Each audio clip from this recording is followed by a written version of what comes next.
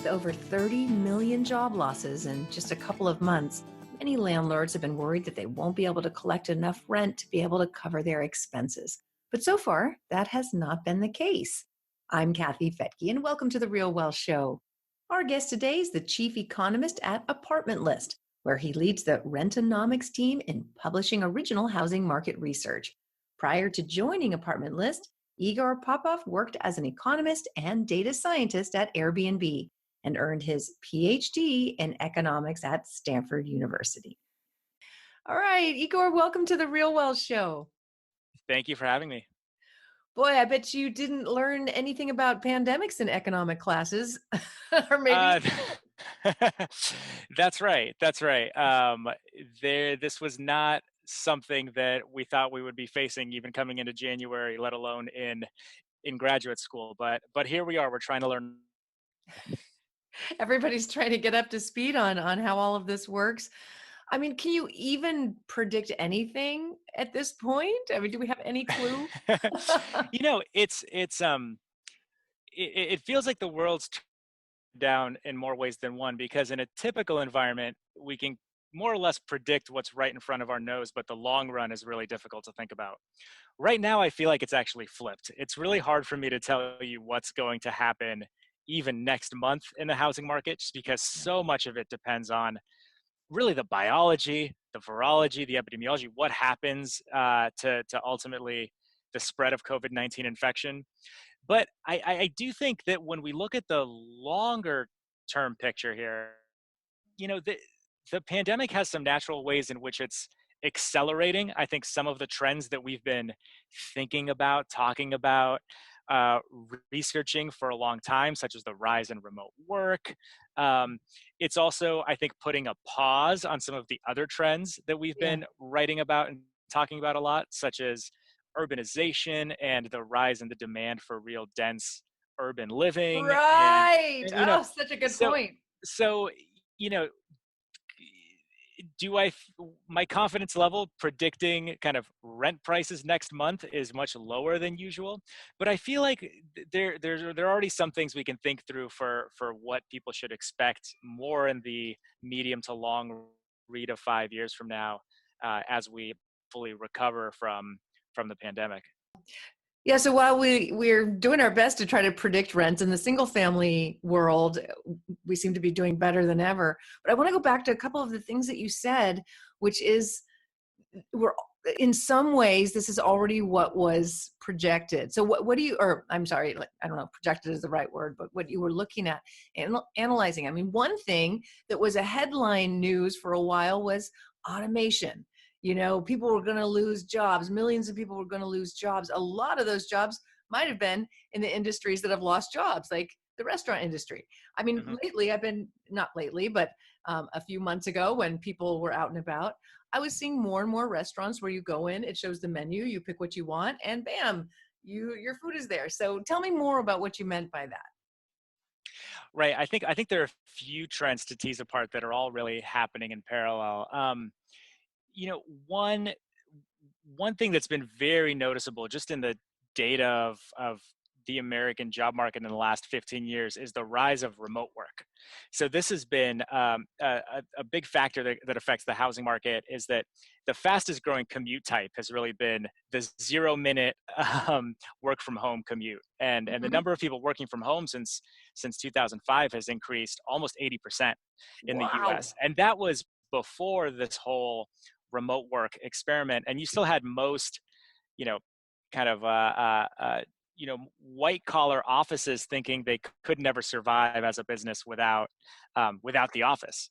Um, and so that's something that where the cat is out of the bag, and now everyone has a very really experience working from home. Some people will view it negatively, some people will view it positively, and potentially go take certain teams remote, take whole companies remote, to a much greater degree that we've seen.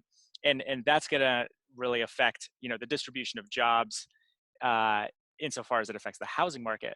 Um, you're absolutely right. There's also on in more service industries, there's going to be, even as we reopen, even as the economy starts chugging along again, there are going to be fewer face-to-face interactions than there were before, depending on people's various comfort levels.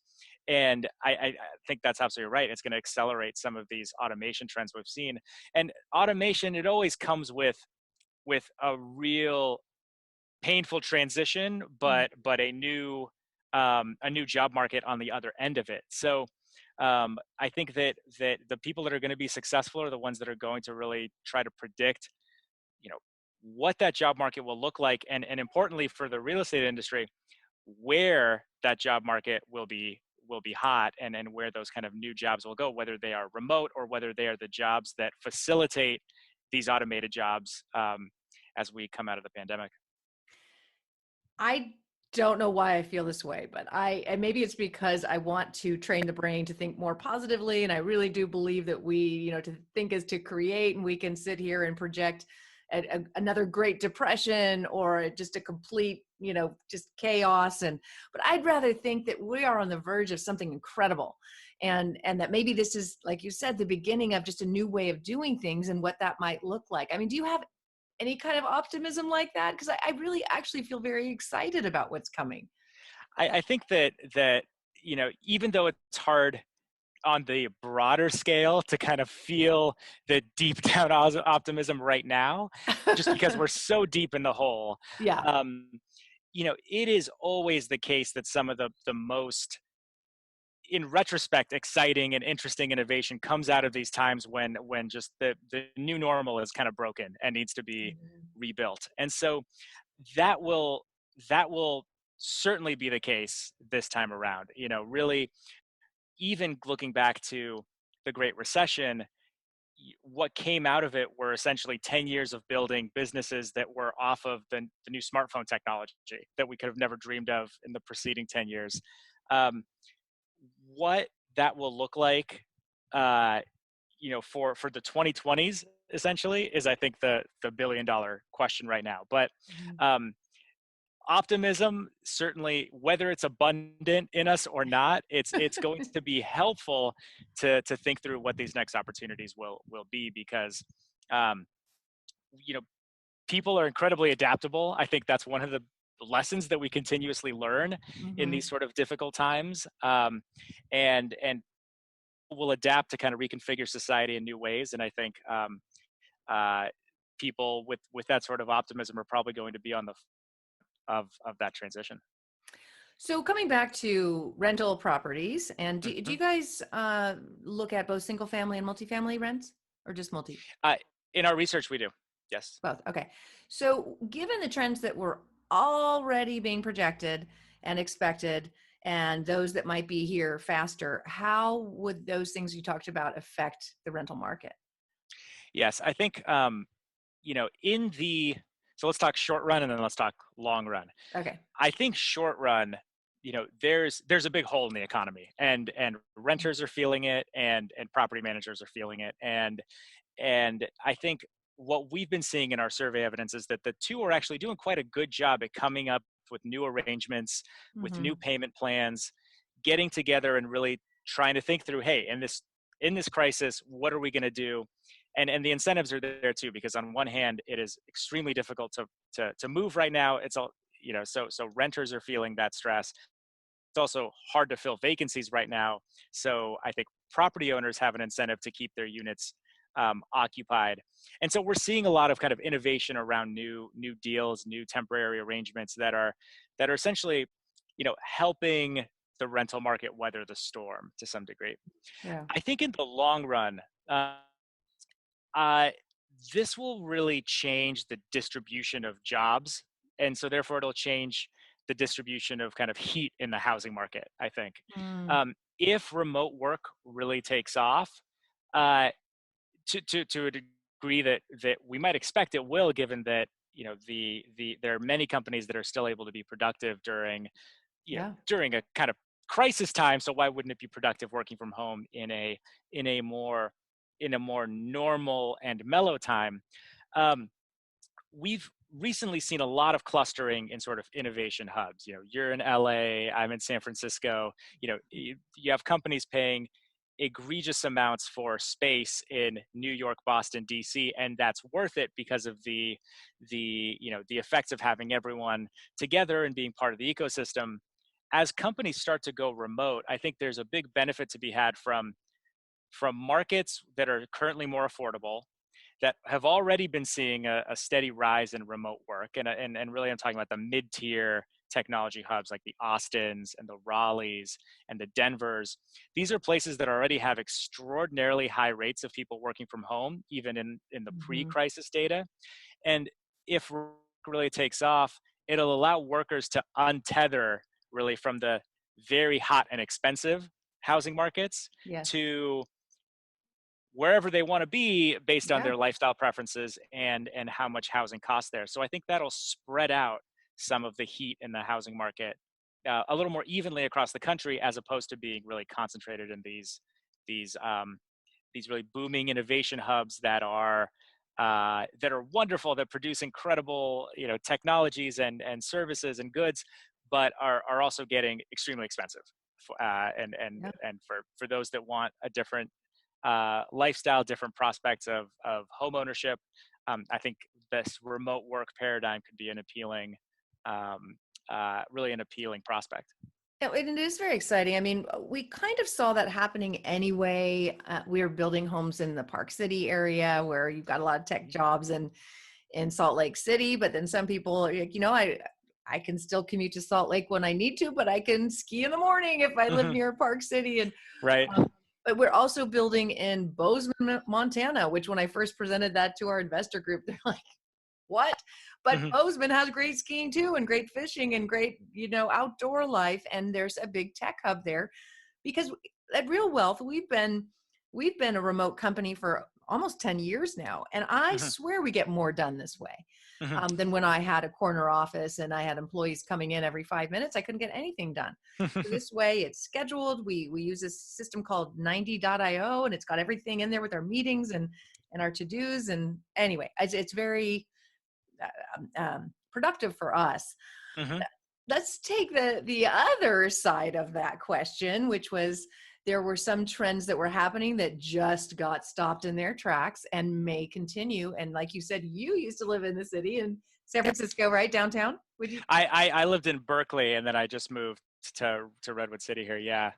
Which I guess some would say is still the city, but you called like the remote suburbs, which so We're not that remote out here. okay. We still have we still have fun. But no, I do think that the last 10 years have really seen a rise in a demand for dense urban walkable living, but especially among young, high earning, college educated adults. Hmm. So these were people with high disposable incomes that didn't want the space but wanted the proximity. And the thing about proximity is that you have a lot of people competing for a small amount of real estate. Um, these places haven't gotten much more dense, so prices were really on the rise. But there it was an appealing proposition because rather than owning a bunch of stuff and having a bunch of space, you could share amenities, you could share cars, you could go to restaurants, you didn't need a bunch of space at your kitchen table, you could work at a coffee shop. Yeah. And this created a real, not just in the sort of marquee, expensive as all hell cities, but even in Cleveland, Denver, and places with really Yeah. revitalized and booming downtown areas. This really created a lot of new demand for um, the multifamily industry benefited tremendously from this, and this was just a lifestyle change for people in the state of their careers where they might have otherwise started moving to the suburbs sooner. Now, all these things that I mentioned, the coffee shops, the sharing rides and sharing um, goods, the being able to go to a concert of a band that you just heard of with thousands of other people, all of this is shut off overnight. Right. And Not and so appealing right now. it's non-existent right now. Yeah. And the uh, moreover, you think about some of the amenities that people love in urban cores. A lot of it has to do with the small businesses that are there. It's we can really get a chain restaurant anywhere, but every city has its local businesses that are vibrant and make it sort of its own, Special. Yeah. yes, special scene. And these small businesses are exactly the ones that are really hurting right now, I know. as we're asking them to sit on the sidelines in the economy. And so, the very things that made and continue will continue to make cities vibrant, um, are just on pause and will be slow to recover. Whereas, the the backyard kind of uh, proposition hasn't changed, but the downtown proposition really has changed, Mm. especially for this demographic of young people that have a lot of disposable income to throw around on house. So I think we'll see the effects of that trickling through for the next few years.